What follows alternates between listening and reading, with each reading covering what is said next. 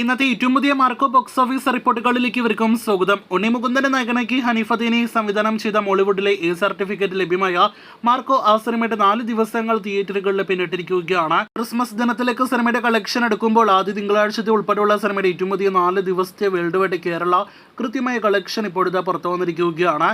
അത് പ്രകാരം ഇന്നലെ പ്രതീക്ഷ ലെവൽ വേൾഡ് വൈഡ് കളക്ഷൻ സിനിമയ്ക്ക് വന്നിട്ടില്ല എന്നാണ് ആദ്യം പ്രേക്ഷകരെ അറിയിക്കാനായിട്ടുള്ളത്.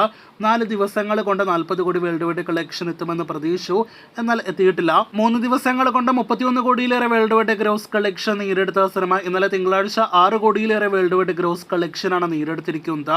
അങ്ങനെ 37 കോടി 50 ലക്ഷത്തിലേക്കാണ് മാർക്കോ 4 ദിവസങ്ങൾ കൊണ്ട് വേൾഡ് വൈഡ് ബോക്സ് ഓഫീസിൽ എത്തപ്പെട്ടിരിക്കുന്നത്. ഇന്നലെ വന്ന 6 കോടി വേൾഡ് വൈഡ് കളക്ഷനിൽ 4 കോടിയിലധികം കളക്ഷനും കേരളത്തിൽ നിന്നാണ് മാർക്കോ എന്ന ഉണ്ണി മുകുന്ദൻ സിനിമ നേടിയെടുത്തിരിക്കുന്നത്.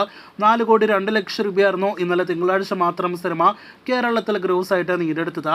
അങ്ങനെ സിനിമയുടെ ആകെ 4 ദിവസത്തെ കേരള ഗ്രോസ് കളക്ഷൻ 18 കോടി 2 ലക്ഷത്തിലേക്ക് എത്തപ്പെട്ടിരിക്കുകയാണ്.